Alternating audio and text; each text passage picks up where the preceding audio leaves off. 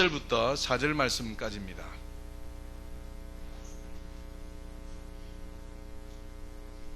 하나님 말씀은 사도행전 2장 1절부터 4절 말씀까지 신약성경 187페이지가 되겠습니다.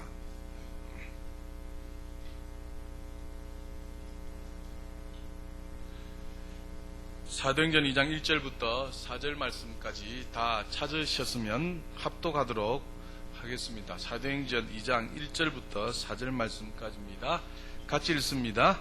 오순절 날이 이미 이름에 그들이 다 같이 한 곳에 모였더니 호련히 하늘로부터 급하고 강한 바람 같은 소리가 있어 그들이 앉은 온 집에 가득하며 마치 불의 혀처럼 갈라지는 것들이 그들에게 보여 각 사람 위에 하나씩 임하여 있더니 그들이 다 성령의 충만함을 받고 성령이 말하게 하심을 따라 다른 언어들로 말하기를 시작하니라. 아멘. 오늘은 성령 강림주일로 섬기게 됩니다. 성령 강림주일은 부활절로부터 50일째 되는 날을 정하여서 성령 강림주일로 섬기게 됩니다. 부활절로부터 50일째 되는 날이다 하여서 다른 말로 오순절이다 라고 말을 하게 됩니다. 이 오순절날 성령을 체험한 사람들로 통하여서 초대교회가 탄생하게 되어졌고 또 이 오순절날 성령 강림이 최초로 이루어지므로 복음이 전파되는 귀한 기회가 제공되었던 참으로 뜻깊은 오늘 읽은 본문의 장이 되겠습니다. 오늘 이 말씀을 통하여서 우리 모두가 다시 한번 성령의 충만함을 받고 성령의 기름 부으심을 따라 하나님을 기쁘시게 드리는 우리 모두가 다 될 수 있기를 주님의 이름으로 축복합니다. 자, 2장 1절을 보시겠습니다. 오순절 날이 이미 이름에 그들이 다 같이 한 곳에 모였더니 라고 말씀합니다. 왜 오순절 날에 그들이 다 한 곳에 모였을까요? 성경이 밝히 말씀합니다. 예수님께서 우리 인생들을 위하여서 이 땅에 오셨습니다. 우리를 죄에서 구원하여 저 천국에 이끌어 가시기 위하여서 이 땅에 오셔서 십자가에 죽으시고 부활하시고 승천하시게 됩니다. 승천하시기 직전에 예수님께서 부탁하신 말씀이 바로 무엇이냐? 예루살렘을 떠나지 말고 아버지께서 약속하신 것을 기다리라. 요한은 물로 세례를 베풀었지만 몇 날이 못되어 성령으로 세례를 받을 것이다 해서 그들에게 승천하시기 직전, 하늘로 올리우시기 직전에 말씀하십니다. 그 말씀이 사도행전 1장 4절에 있습니다. 1장 4절 보실까요? 사도와 함께 모이사 그들에게 분부하여 이르시되 예루살렘을 떠나지 말고 내게서 들은 바 아버지께서 약속하신 것을 기다리라. 요한은 물로 세례를 베풀었으나 너희는 몇 날이 못되어 성령으로 세례를 받으리라 하셨느니라 라고 말씀하십니다. 그래서 예수님께서 승천하시기 직전에 하늘로 올라가시기 직전에 사도와 함께 모인 무리들에게 부탁하십니다. 예루살렘을 떠나지 말고 아버지께서 내게 약속하신 것을 기다리라.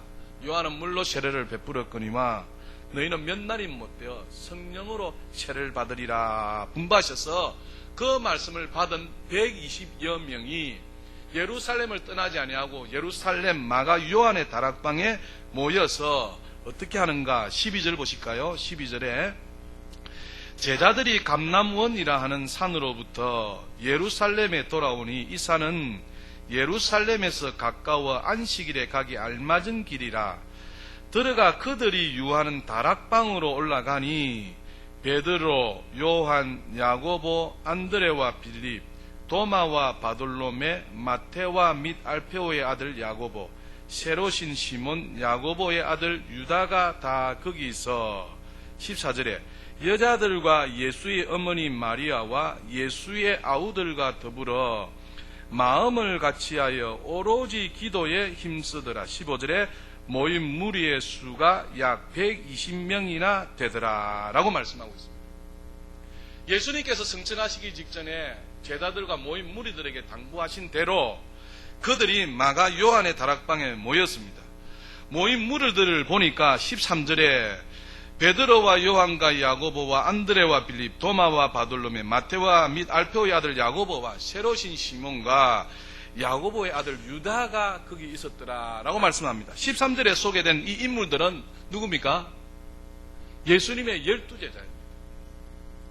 그리고 14절에 여자들과 예수의 어머니 마리아와 예수의 아우들도 거기에 함께 했더라는 것입니다.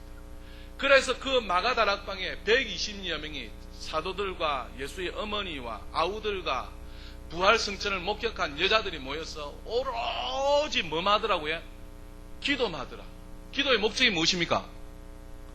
예수님께서 말씀하신 대로 아버지의 약속하신 것을 받기 위하여서 그들이 오로지 뭐만 하더라요? 기도만 하게 된 것입니다. 그래 전혀 마가다락방에서 오로지 기도만 하였는데 오순절 날이 딱 이르는데 어떤 역사가 일어났느냐? 오늘 읽은 본문 사도행전 2장 2절에 보면 호련히 하늘로부터 급하고 바람 같은 소리가 있어 그들이 앉은 온 집에 가득하며 마치 불의 혀처럼 갈라지는 것들이 그들에게 보여 각 사람 위에 하나씩 임하여 있더니 라고 말씀합니다. 예수님께서 분부하여 주시고 명령하여 주신 그 말씀을 따라서 아버지의 약속하신 것을 기다리면서 그들이 오로지 하나님 앞에 기도만 하게 됩니다. 기도하는 몇 날이 못 되어서 사도행전 2장 2절에 하시는 말씀처럼 하늘로부터 급하고 강한 바람 같은 소리가 있어. 이 말은 기도한 그 무리들이 들었다는 말입니까? 안 들었다는 말입니까? 들었다는 것입니다.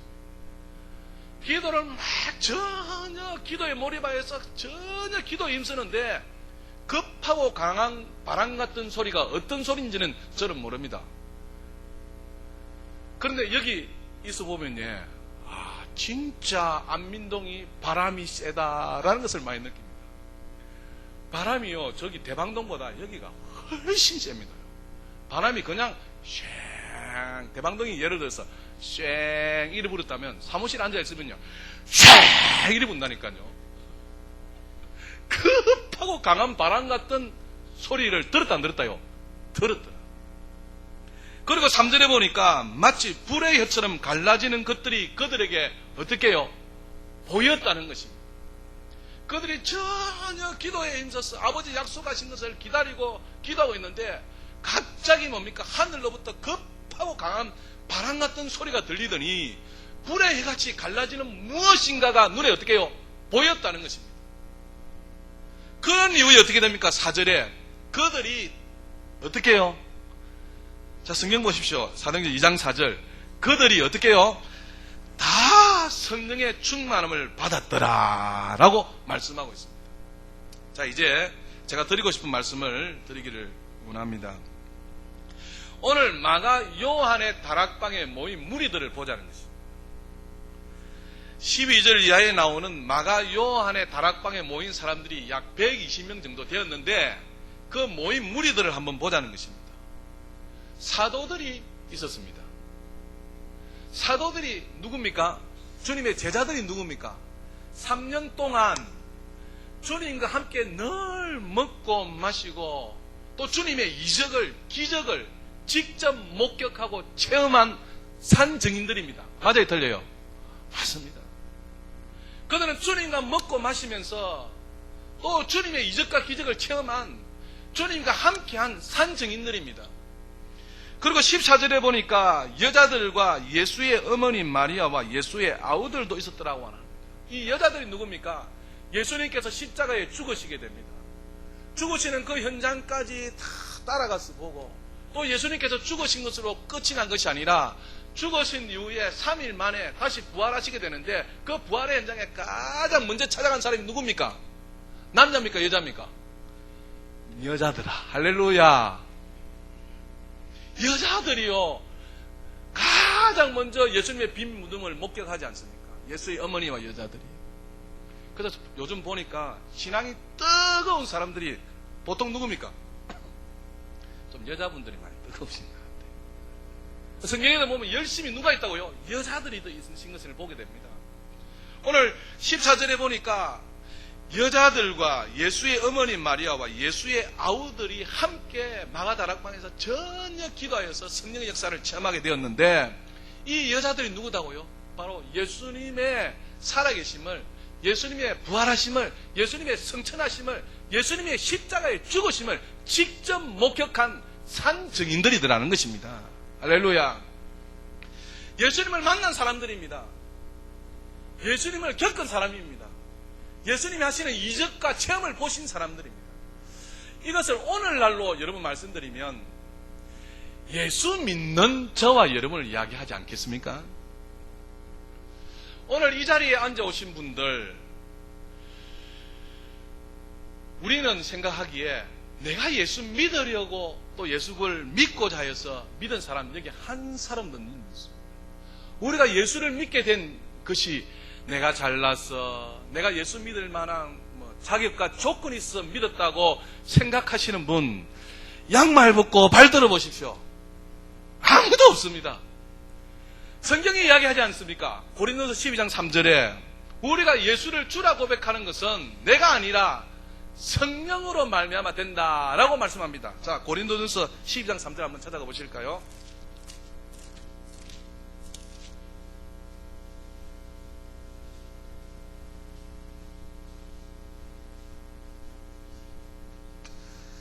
고린도전서 12장 3절에 그러므로 내가 너희에게 알리노니 하나님의 영으로 말하는 자는 누구든지 예수를 저주할 자라 하지 아니하고 또 무엇으로 아니하고는요? 성령으로 아니하고는 누구든지 예수를 주시라 할 수 있다 없다요? 없느니라 말씀합니다.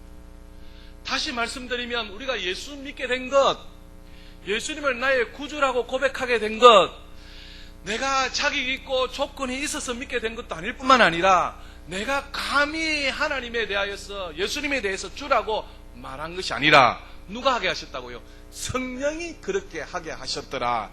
아멘. 그래서 이 자리에 나 온 줄 믿습니다. 여러분 잘 아는 베드로를 한번 예를 들어 볼까요? 베드로가 예수님과 함께 가이사라 빌립보 지방으로 거닐게 됩니다. 그때에 예수님께서 이 베드로와 제자들에게 묻습니다. 사람들이 나를 누구라 하더냐라고 묻게 됩니다. 그때에 제자들이 하는 말이 무엇입니까? 어떤 이는 세례 요한이라, 어떤 이는 예레미야라, 어떤 이는 선지자라, 어떤 이는 누구다라고 이렇게 이야기합니다. 그때 예수님께서 조금 실망하신 것 같습니다. 그러면서 예수님께서 제자들에게 하는 말이, 그래, 그러면 너희는 도대체 나를 누구라 하느냐, 누구라 생각하느냐라고 이야기하게 됩니다. 그때 베드로가 멋진 고백을 하지 않습니까? 그 고백이 무엇입니까? 주는 그리스도시요 살아계신 하나님의 아들이십니다 라고 고백합니다. 주님이 깜짝 놀라게 된 것입니다. 베드로가 말하기를 주는 그리스도시요 살아계신 하나님의 아들이십니다 라고 이렇게 고백하니까 주님이 깜짝 놀라시면서 바요나 시몬아 네가 복이 있도다.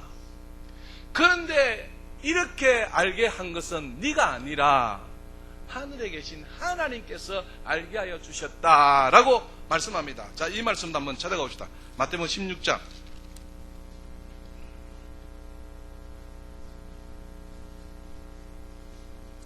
13절 27쪽에 마태복음 16장 13절 제가 읽습니다. 예수께서 빌립보 가이사라 지방에 이르러 제자들에게 물어 이르시되 사람들이 인자를 누구라 하느냐. 14절에 이르되 더러는 세례 요한, 더러는 엘리야, 어떤 이는 예레미야나 선지자 중에 하나라 하나이다. 이르시되 너희는 나를 누구라 하느냐. 16절에 시몬 베드로가 대답하여 이르되 주는 그리스도시요 살아계신 하나님의 아들이시니이다. 17절에 예수께서 대답하여 이르시되 바요나 시몬아 네가 복이 있도다. 이를 내게 알게 한 이는 누구다고요? 혈육이 아니요 하늘에 계신 내 아버지시니라. 아멘. 우리가 예수를 믿게 된 것, 누구의 은혜다고요? 주님의 은혜다. 예수를 주라 고백하게 된 것, 성령이 아니고서는 할 수 없다는 것입니다. 하나님이 아니고서는 그렇게 할 수 없다는 것입니다. 그렇게 하여서 오늘 저와 여러분들이 이 예배 현장에 나온 줄 믿습니다. 여러분, 제가 실험을 해봤습니다. 예수 안 믿는 사람에게 하나님을 아버지라 한번 해봐라 했습니다. 그런데요, 실제로요, 예수 안 믿는 사람은 하나님을 아버지라 이렇게 고백을 못합니다. 제가 신대원 다닐 때에 용인지역에 전가로 다녔습니다. 전가로 다녔는데 실제로요, 고백을 시켜봤어요. 이 말씀이 진짜 주는 그리스도시요 살아계신 하나님의 아들이십니다. 이 고백은 아무나 하는 것이 아니라 하나님께서 하게 해주셔야 한다는 겁니다. 그래서 사람을 잡고 전도를 하고 하나님 아버지라 한번 해보세요 라고 하는데 실제로 못합니다. 여러분도 한번 실험해보시면 좋겠어요. 그런데 하나님을 아버지라 하는 것은 내가 하는 것이 아니라 누가 하게 하신다고요? 하나님이 하게 하신다. 성령이 하게 하신다라는 것입니다. 그래서 우리가 지금 여기 앉아서 주를 아버지라, 하나님을 아버지라, 주는 그리스도라 이렇게 고백하는 줄 믿습니다. 아멘. 여기에 앉아 계신 분들 한번 질문해보겠습니다. 주는 도대체 누구십니까? 베드로가 고백한 것처럼 한번 해보십시오. 주는 도대체 누구십니까?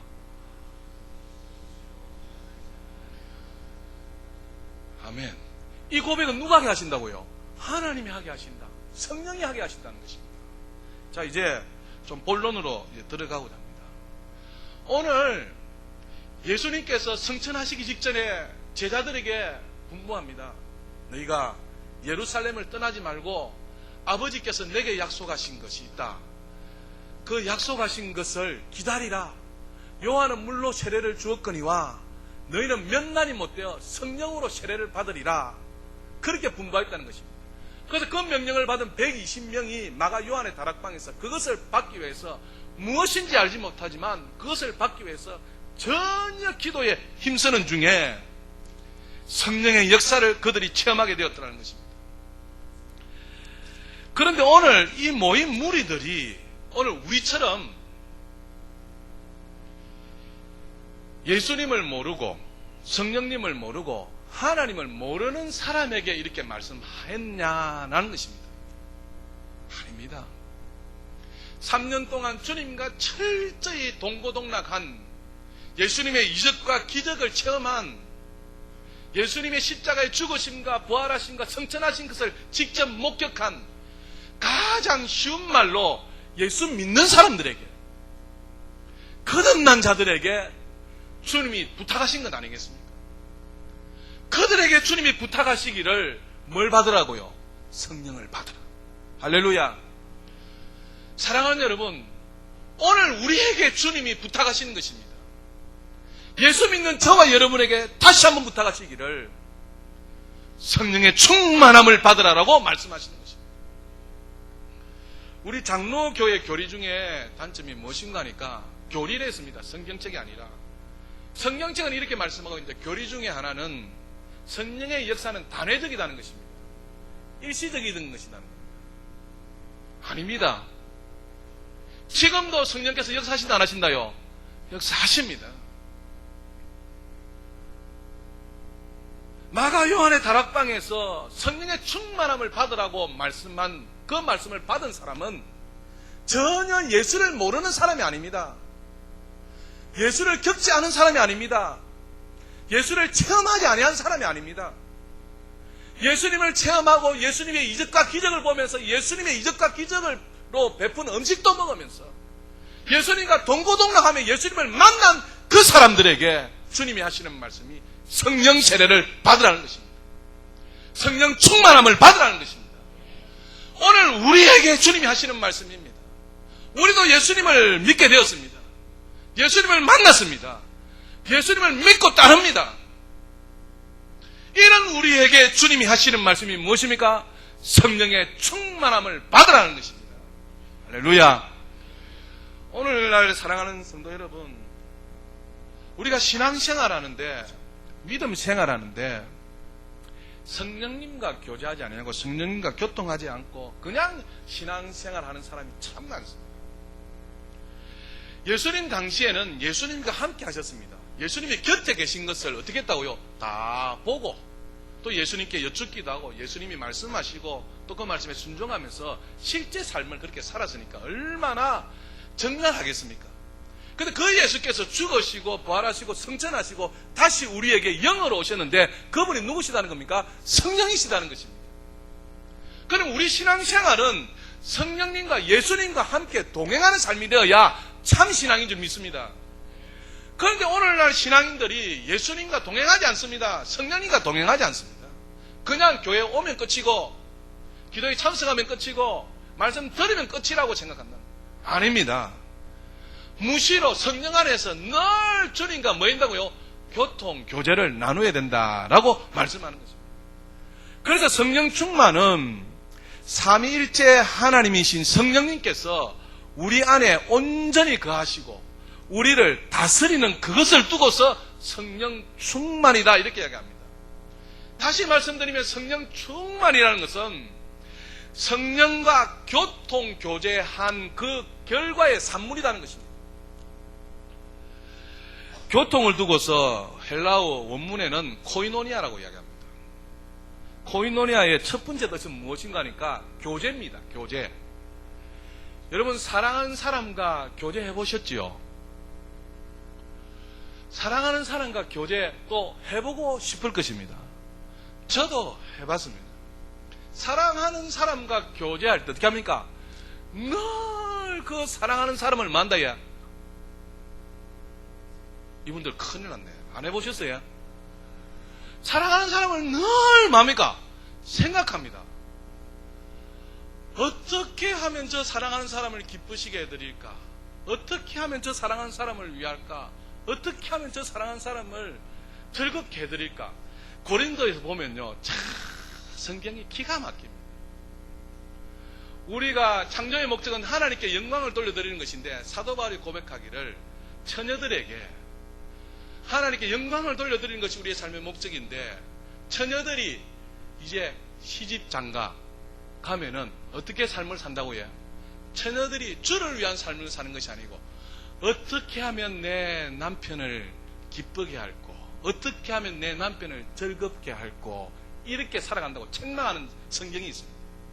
남자들에게도 마찬가지입니다. 남자들이 홀로 있을 때는 내가 주를 위해 살겠습니다. 내 이 한 목숨 주를 위해 바치겠습니다. 그래서 내가 주께 영광을 돌리겠습니다 하다가 사랑하는 사람 딱 생기면 어떻게 한다고요? 내가 어떻게 하면 주를 위한 것이 아니라 사랑하는 사람을 위할까 해서 그 사랑하는 사람한테 남자들 보면요 어떻게 한다 얘? 100% 순종하는 것을 봅니다. 사랑하는 사람한테 어떻게 할 바를 몰라가지고 이렇게 하는 것을 봅니다. 아닙니까? 이상하네 오늘. 교제할 때 그러합니다. 사랑하는 사람을 교제할 때요 안 보이더라도 보이는 사람을 위해서 그렇게 생각하고 그렇게 위하려고 합니다. 저도 그랬습니다. 저는 우리 집사람이 첫사랑입니다. 좋아하니까요 보고 싶어서 막 하겠더라고요. 제 말 아니면 제보고 미치겠더라고요. 그래서 어떻게 한다고 해? 학교에 앉아서 공부하는데 칠판에 누가 보인다고 해? 우리 집사람이 보이고 책을 보도 누가 보이고요? 우리 집사람이 보이고. 제가 사실은 서울대학의 목표였어요. 누구나 할 수 있는 이야기. 서울대학의 목표였는데요. 연애하면서 어떻게 해? 서울대학을 못 간 거 아니겠어요? 칠판을 보니까 서울대학이 아니라 칠판을 보니까 누가 보인다고 해요? 사랑하는 사람을 보이는 거예요. 책을 보는데도 어떻게 해야? 사랑하는 사람을 보는 거예요. 그래서 제 영어 콘사에서 사전에 보면 100쪽에 가면 뭐라 적힌지 압니까? 혜련이를 사랑해.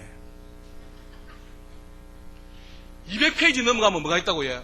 또 혜련이를 사랑해. 300페이지 넘어가면 또 뭐야? 혜련이를 사랑해. 운동장에 나가서 체육을 하지 않습니까? 체육하면 내님은 지금 무엇을 하고 있을까? 그 생각밖에 안 들더라니까요. 그래서 창원대학밖에 못 간 거지. 창원대학을 모욕하는 거예요. 창원대학 대단한 학교입니다. 연애할 때 그렇게 하더라니까요. 성령의 교통하심이 무엇이냐? 교통하심은 두 개를 했습니다. 교제입니다. 교제. 성령님과 사랑하는 사람이 교제하듯이 어떻게 한다고요? 늘 그렇게 생각한다는 것입니다. 그래서 성령님을 어떻게 하면 기쁘시게 하고 하나님을 어떻게 하면 기쁘시게 하고 즐겁게 할까? 늘 그렇게 생각한다는 것입니다. 그러면서 뭡니까? 교회 할 때도 기쁘고 즐겁게, 또 집에 갈 때도 뭡니까? 너무 기쁘고 즐겁게 그렇게 가더라는 거 아니겠습니까? 그것이 뭐다고요? 성령님과 교제하는 것이다. 또 한 뜻은 동참입니다. 성령님이 하시는 일이 무엇입니까? 예수 그리스도를 나타내고 증거하는 일입니다. 주님의 사랑을 나타내고 증거하는 일이라는 것입니다. 내 속에 성령이 충만한 증거가 무엇인가 하니까 내가 막 예수를 전파하고 싶어서 그야 말대로 미칠 짓겠네. 주의 사랑을 나누고 싶고 주의 사랑을 퍼부어 주고 싶어서 어찌할 줄 모르는 그것이 뭐다고요? 동참이다. 그것이 바로 성령 충만한 증거다는 것입니다.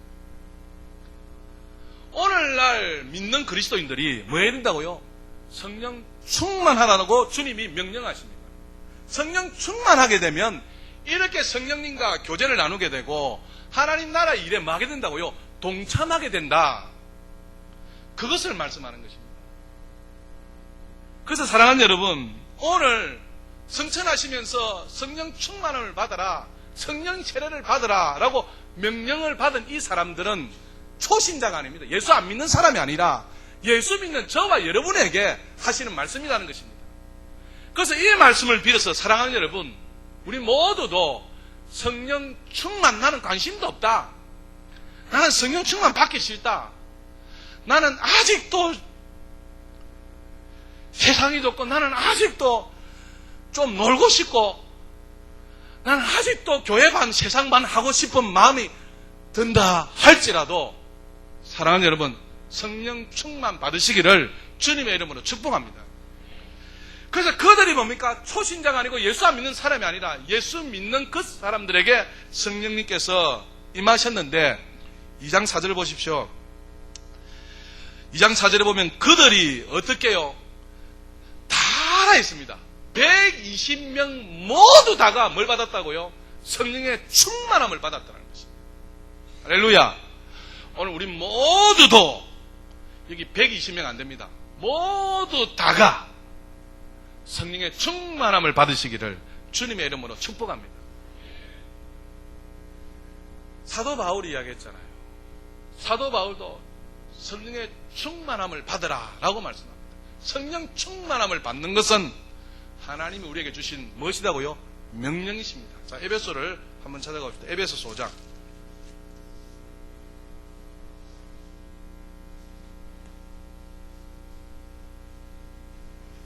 에베소서 5장 15절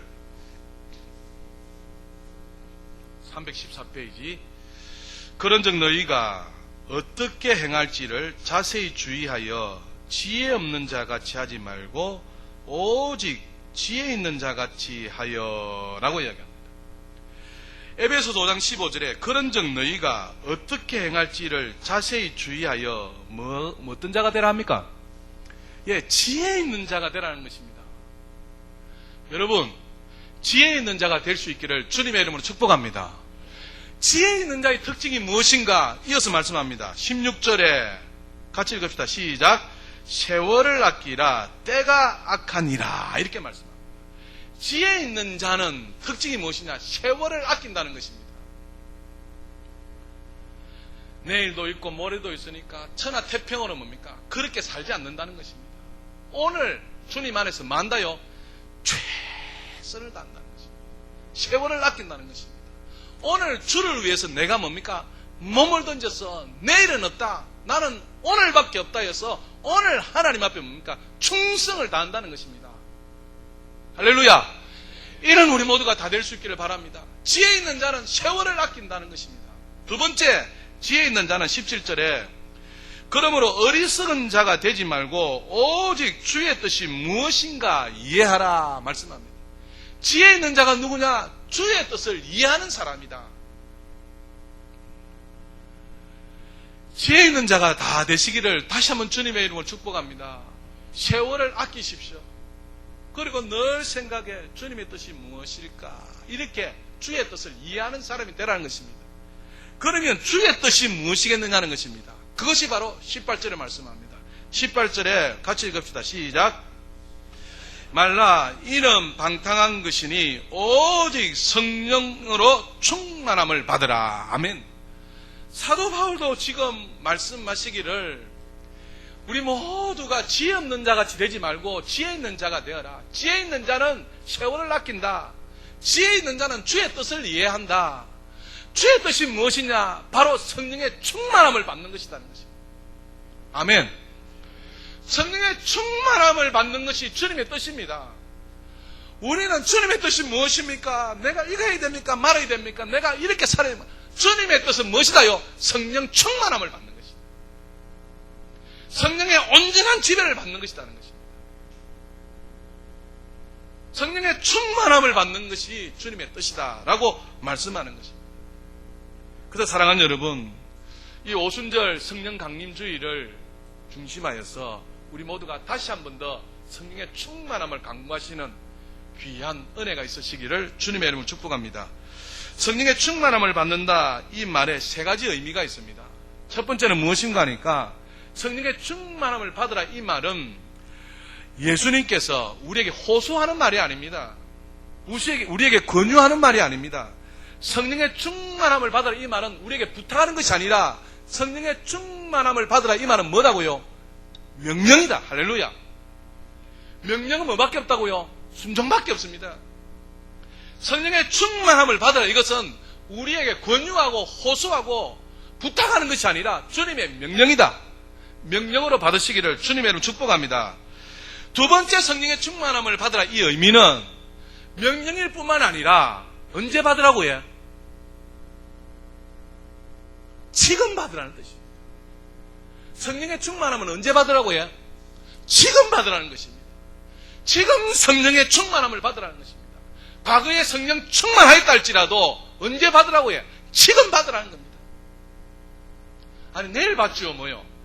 주님은 명령하십니다. 성령의 충만함은 언제 받으라고요? 지금 받으라. 지금 받으라. 지금 받으라. 또 한 가지 의미가 있습니다. 성령의 충만함을 받으라, 이 말은 수동형입니다. 성령의 충만함을 받는 것은 우리 마음대로 된다 안 된다요? 안 된다는 것입니다. 다시 말씀드리면 성령의 충만함을 받는 것은 성령님께서 충만하게 내게 임해 주셔야 된다. 할렐루야. 성령 충만함을 받는다, 이 말은 명령입니다. 그리고 현재형입니다. 수동태입니다. 다시 말씀드리면 내 마음대로 받고 안 받고가 아니라 성령님께서 주인이 되셔서 성령님이 내 마음에 성령의 충만함을 부어주셔야 받을 수 있다라는 사실입니다. 그러면 우리가 어떻게 해야 되겠습니까? 그렇게 성령의 충만함을 받을 수 있도록 우리가 뭡니까? 사모하고 기도하고 주여 나도 성령 충만함을 받고 싶습니다. 그래서 기도의 자리, 말씀의 자리, 예배 자리 나와서 하나님 앞에 부탁하는 거 아니겠습니까? 오늘 오순절 성령 강림 주일, 이 날을 맞이해서 사랑하는 여러분, 이 자리에 앉아 계신 모든 분들이 다 성령의 충만함을 체험하시는 귀한 은혜가 있으시기를 다시 한번 주님의 이름으로 부탁드립니다. 성령 충만함은 사모할 때, 기도할 때, 말씀을 들을 때, 찬송할 때, 예배할 때 주의 영이 임하십니다. 그런데 성령님께서 부어주셔야 받을 수 있다는 것입니다. 그래서 하나님, 이제 말씀을 맺겠는데요, 나도 성령 충만함을 받고 싶습니다. 나도 성령 세례를 받고 싶습니다. 나도 성령 충만한 삶을 살기를 원합니다. 사모하시고 기도하시고 말씀 가운데 그런 성령을 체험하시는 우리 모두가 다 될 수 있기를 주님의 이름으로 축복합니다. 오순절 마가 다락방은요 조금만합니다. 들어가면 사람이 120명이면 비좁아서 앉을 데도 없어. 제대로 앉을 데도 없습니다. 조그마한 마가 다락방에 뭡니까? 땀 냄새, 발 냄새, 입 냄새, 한마디 하면서 뭐 했더라고요? 기도했더라. 그때 성령께서 임하셨더라는 것입니다. 우리의 체면이, 우리의 인격이, 우리의 외향적인 자존심이나 그런 모습들이 아니라 오직 하나님의 성령께서 나를 주장하시고 나에게 임하셔서 나를 만지시고 성령 충만하게 해달라고 한번 간구해 보십시오. 하나님의 영이 우리를 만지시고 그리함으로 전혀 다른 새로운 삶을 체험하는 귀한 기회들이 될 수 있기를 거룩하신 주 예수 이름으로 축복합니다. 살아계신 하나님, 오늘 성령 강림 주일을 맞이하여서